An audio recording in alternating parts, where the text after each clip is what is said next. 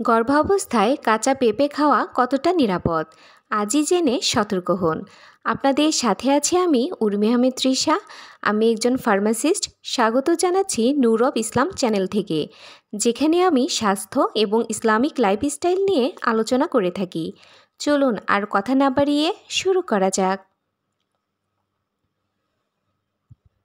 গর্ভাবস্থায় কোন খাবার খাওয়া যাবে আর কোনটি খাওয়া যাবে না, এই নিয়ে অনেক মায়ের মনে প্রশ্ন থাকে। আজ আমি আপনাদের জানাবো কাঁচা পেঁপে গর্ভাবস্থায় খাওয়া নিরাপদ কিনা এবং ডাক্তাররা কি বলে। অনেকেই বলেন কাঁচা পেঁপে ক্ষতিকর, আবার অনেকেই বলেন অল্প পরিমাণে খাওয়া সমস্যা নয়।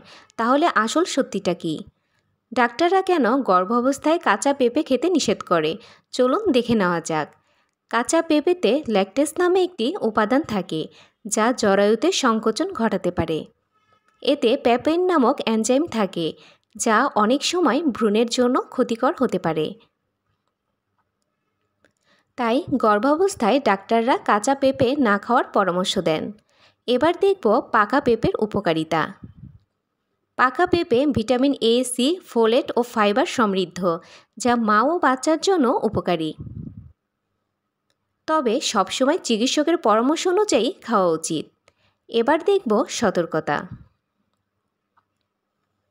গর্ভাবস্থায় যে কোনো খাবার পরিমিত পরিমাণে খাওয়াই সবচেয়ে নিরাপদ। কাঁচা পেঁপে সম্পূর্ণ এড়িয়ে চলাই উত্তম, বিশেষ করে যাদের আগে থেকেই গর্ভপাতের ঝুঁকি ও জটিলতা রয়েছে। পাকা পেঁপে খেতে চাইলে অবশ্যই সীমিত পরিমাণ এবং ডাক্তারের পরামর্শ নিয়ে খাবেন। মনে রাখবেন, প্রতিটি মায়ের শারীরিক অবস্থা ভিন্ন, তাই নিজের শরীর অনুযায়ী সিদ্ধান্ত নেওয়া সবচেয়ে গুরুত্বপূর্ণ। তো আমরা জেনে নিলাম গর্ভাবস্থায় কাঁচা পেঁপে কেন এড়িয়ে চলতে হবে এবং পাকা পেঁপে কতটা উপকারী। এই ভিডিওটি যদি আপনার ভালো লেগে থাকে তাহলে অবশ্যই লাইক, কমেন্ট এবং শেয়ার করুন। আরও স্বাস্থ্য বিষয়ক ভিডিও পেতে চ্যানেলটি সাবস্ক্রাইব করুন। আজকের মতো এই পর্যন্তই। সবাই ভালো থাকবেন, সুস্থ থাকবেন। আল্লাহ হাফেজ।